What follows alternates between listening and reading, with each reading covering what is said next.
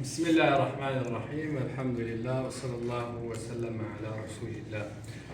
اصل مسله به څنګه شروع کیږي؟ د ټولو د مخه به موږ فروض هغه دوه ګروپونه دي جوړ، المجموعة الأولى والمجموعة الثانية. په مجموعة الأولى کې نصف دی، ربع ده، ثمن دی. په مجموعة الثانية کې ثلث دی، ثلثان دی او ثلث دی. کچيري په مسله کې کچيري په مسله کې خالي عصبه رااله، نو مسله چې دا اصل مسله د عدد رؤوس څخه شروع کیږي. که یو سړی مړ شو، دوه زامن دي، دې دواړه عصبه دي، دې دوه دي، نو مسله د دوه څخه هر یو ته یو یو هغه میلاو شو. که چیرې یو سړی مړ شي، زوی او لور یې، نو اصله مسله چې دا هغه د عدد الرؤوس څخه شروع کیږي. للذکر مثل حظ الانثیین. د دوه څخه شروع شوه، دوه د ابن دي او یوه حصه چې دا هغه د بنت ده. او د هغه رقم یو سړی مړ شو، دوه ورونه دي او یوه اخت شقیقه ده. اصل مسله د دې د سرونو څخه شروع کیږي.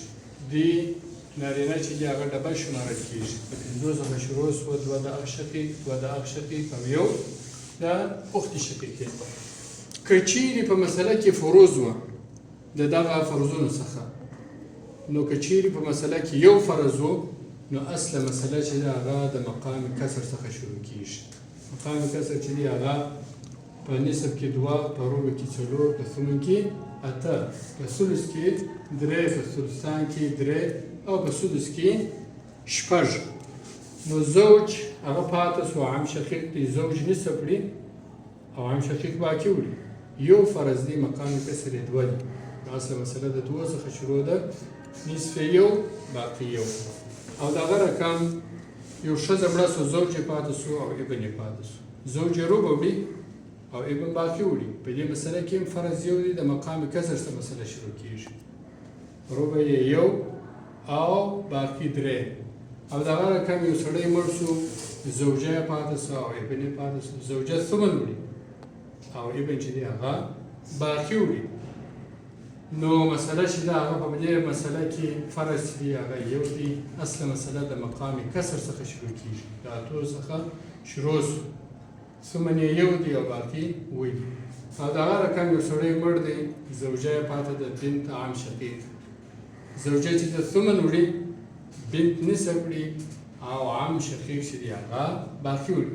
نو په دې مسله کې موږ سره دوه فرض دي، یو ثمن دی او یو نصف دی. او دا دواړه چې دي د مجموعه اولا څخه دي.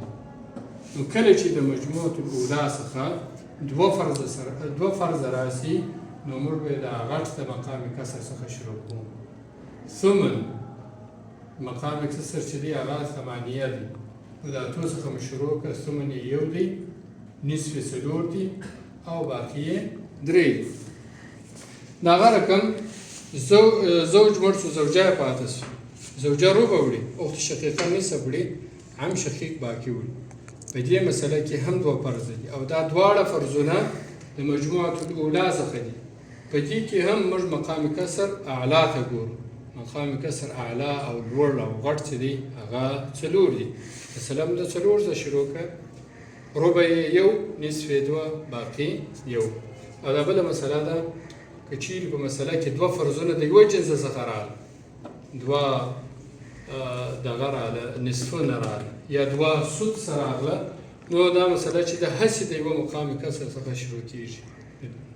زوج نصف وړي، اخت شقیقه نصف، مسله د دوه څخه شروع شي.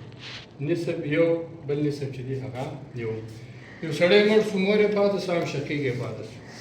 په دې مسله کې هم مور چې د هغه ثلث وړي، یو مقام کسر دی، نو مسله د درو څخه شروع شو، یو دوه.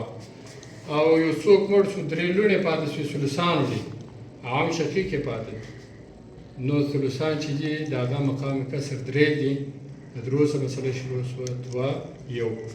او که چیرې یو سړی مړ شو، جده یې پاته ده او شقیق، په دې مسله کې هم فرض یو دی، نو موږ د مقام کسر څخه مسله شروع کوو. د شپږ څخه شروع کړه، سدس یې یو دی او باقي پنځه دي. او د هغه رقم که چیرې د یوه ګروپ څخه دوه فرض راغله، نو موږ به ګور د دې او د دې تر مابین که چیرې یو رقم و دلته ثلث دی او دلته ثلثان دي نو هسې د یو عدد څخه به شروع کړو ثلث یو ثلثان یې دوه او که چیرې یو عدد یو مقام کسر هغه غټ بل مقام کسر د یوه ګروپ څخه لکه ثلث سدس یا ثلثان یا سدس نو موږ چې دی مسله به د غټ عدد څخه شروع کړو د مقام کسر چې هغه شپږ دي سدس یې یو دی ثلث یې دوه دي باقي درې او دا مثال هم دغه رقم دی یو سړی دې مړ شو مور یې پاتې شو سدس وړي بنات یې پاتې شو ثلثان وړي عم پاتې دی هغه باقي وړي نو د درو او د شپږو تر مابین غټ عدد چې دی هغه شپږ دی او دا عدد چې دی دا فروض هغه د یوه ګروپ دي د شپږو څخه مثلا شروع شو سدس یې یو دی ثلثان یې څلور دي او باقي یو دی که چیرې د دې ګروپ یو فرض د دې ګروپ د فرض سره راغلی نو که چیرې نسب د دې ګروپ یا د ثلث سره راغلی یا د ثلثانو سره راغلی یا د سدس سره راغلی مثلا د شپږو څخه شروع کېږي او که چیرې د دې ګروپ ربع هغه د دې دوهم ګروپ د ثلث یا د ثلثان یا د سدس سره راغله نو دا مسله چې دا هغه د دولو څخه شروع کېږي که چیرې د اول ګروپ ثمن او د هغه رقم د دوم ګروپ یا ثلث یا ثلثان و یا سدس یا ټوله و یا دوه وه نو مسله چې دا هغه د څلورو څخه شروع کېږي مثال په طور ته یو ښځه مړه شوه زوج یې پاتې شو او درې دانې یې خویه پاتې شو زوج نصف وړي او درې یې خویه چې دي هغه ثلث وړي نو نصف چې دی هغه د ګروپ اوله څخه دی او ثلث چې دی هغه د المجموعة الثانیه څخه دی نو مسله چې دا هغه د شپږو څخه ځکه شروع شوه چې نصف چې دی هغه راغلی دی د دوم ګروپ والا سره نو نصف چې دی هغه درې دی او ثلث چې دی هغه دوه دی که چیرې ربع یو ښځه د هغه مړه شوه زوج یې پاتې شو ربع وړي او درې بنات یې دي هغه ثلثان وړي نو دا ربع چې دی دا د اول ګروپ دی او ثلثان چې دی هغه د دوم ګروپ دی نو ربع چې د دوم ګروپ د یوه سره راسي فرض سره یا د دوو درو سره راسي مثلا د دولو څخه شروع کېږي نو ربع چې دی هغه درې دی او ثمن چې دی هغه اته دی او که چیرې ثمن راغلی د اول ګروپ څخه او ثلثان هغه د دوم ګروپ دي نو مثلا د څلورو څخه شروع کېږي ثمن یې درې ثلثان یې شپاړس او باقي پنځه هغه د اخ شقیق یو ښځه مړه شوه زوج یې پاتې دی هغه ربع وړي بنت یې پاتې شوه هغه نصف وړي او ام یې پاتې شوه هغه سدس وړي او اخ شقیق دی هغه باقي وړي نو دلته د یوه ګروپ څخه د اول ګروپ څخه نصف او ربع راغلی نو دا کوچني عدد ته اعتبار نشته هغه عدد چې دی هغه ته اعتبار نو د هغه ربع چې دی هغه د دوم ګروپ د سدس سره راغلی د مثلا د دولو څخه شروع کېږي ربع یې درې نصف یې شپږ سدس یې دوه او باقي یو او د هغه رقم ثمن او نصف دا دواړه د اول ګروپ دي او سدس چې دی دا د دوهم ګروپ دی نو دا کوچني ته اعتبار نشته دا کوچني عدد ته غټ عدد ته اعتبار دی ثمن د اول ګروپ څخه راغلی دی د دوم ګروپ د سدس سره مثلا د څلورو څخه شروع کېږي ثمن یې درې نصف یې دولس سدس یې څلور باقي پنځه